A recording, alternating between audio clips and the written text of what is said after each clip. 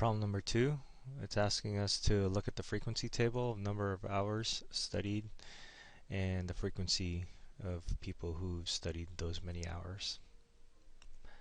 Now this is a frequency table that has a range of values, and they want us to find the mean and standard deviation.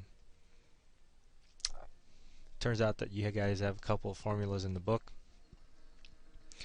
The mean from a frequency table, we can get it from this formula, which means we have to add up the frequency times the x value. Again, we have a little bit of an issue because the x value is actually a range of values.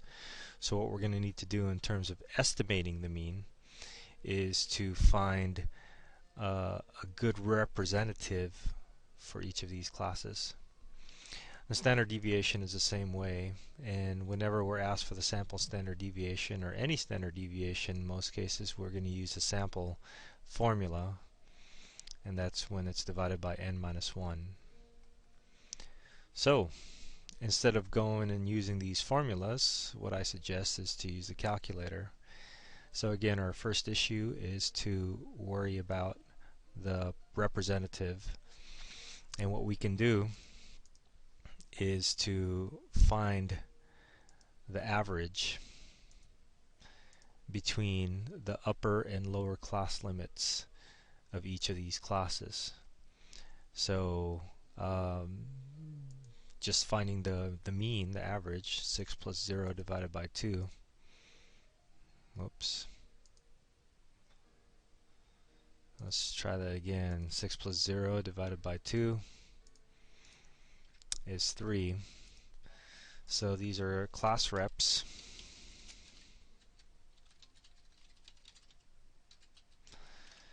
And our first one is going to be 3. We can go on and continue. 13 plus 7, and then take half of that, and we get 10.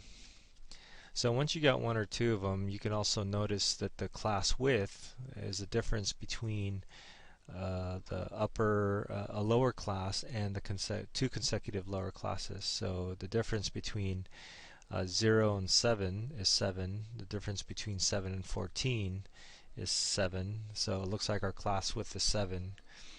What you can do from there is take your first class representative, add 7 to it, you get 10. And so you can go on with this particular process, keeping on adding 7 to each of these things. And then you'll see that you'll get those class representatives quite quickly by doing that.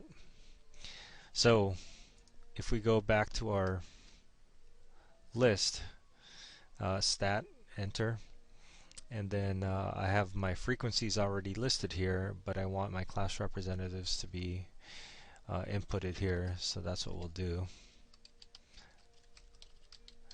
And once you have that done, you can simply go to stat, calc, right arrow to calc, and do a 1var stats.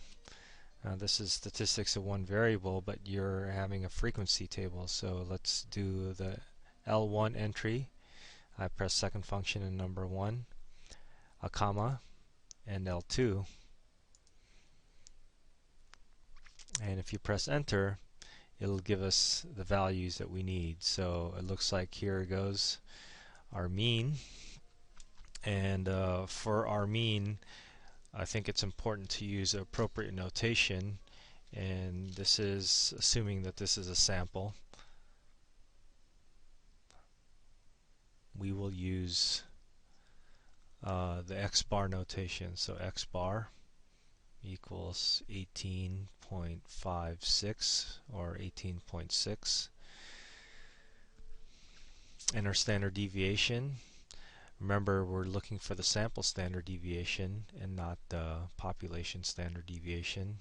So that would be S, or you can use SX as seen in your calculator, and that is 8.08, rounded off to the first decimal place is 8.1. Okay, now Another step might be, or the next problem is asking us to construct a cumulative frequency column. So we can add on a column here.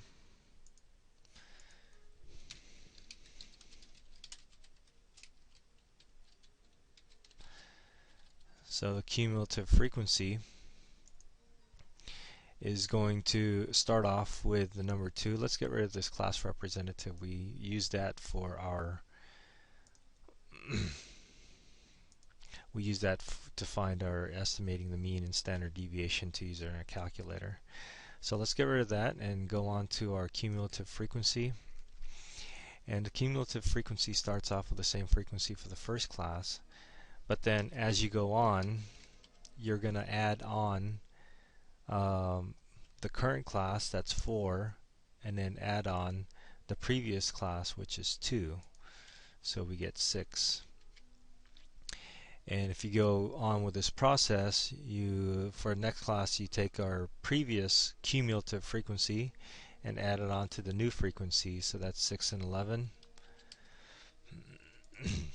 and so on.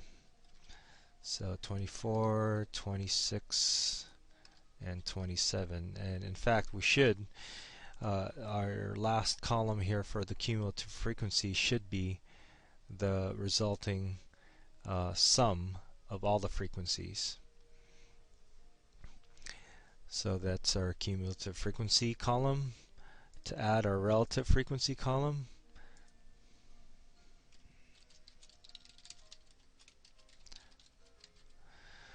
what we do is we figure out the sum of all these, which we found to be 27, and then we're going to take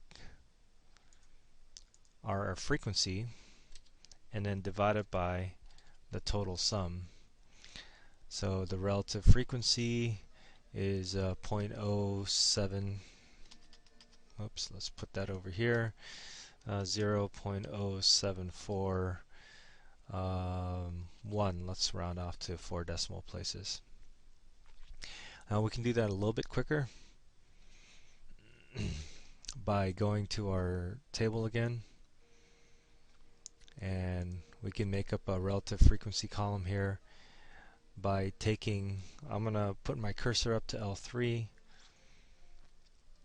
and then what we're going to do is take our whole list L2, so L3 is going to equal to, that's my input L2, and then I'm going to say I'm going to divide each of those from the list by the total number, which is 27.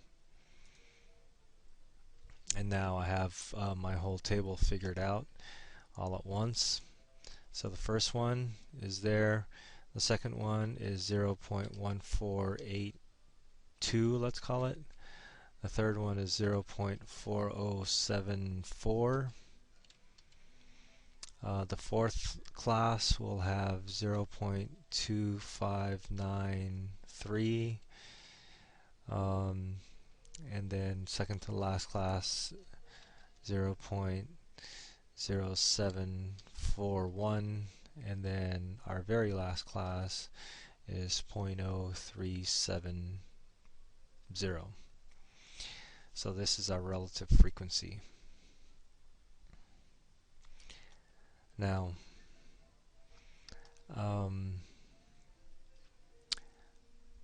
the next problem is asking us to draw a histogram. And so the histogram is basically a bar graph with your number of hours for your x-axis and your frequency for your y-axis. And so there are several ways to do that. The quick way we're going to do it, we're just going to use this program to get our frequency, and I'm going to say insert a chart based on this frequency table. And basically here it goes, something that looks like this. It doesn't have to be three-dimensional as seen here, and it would be nice if you actually had these values 0 to 6 or the class boundaries to be your x-axis. So I think this should be good for our histogram. So these are the solutions for problem number 2.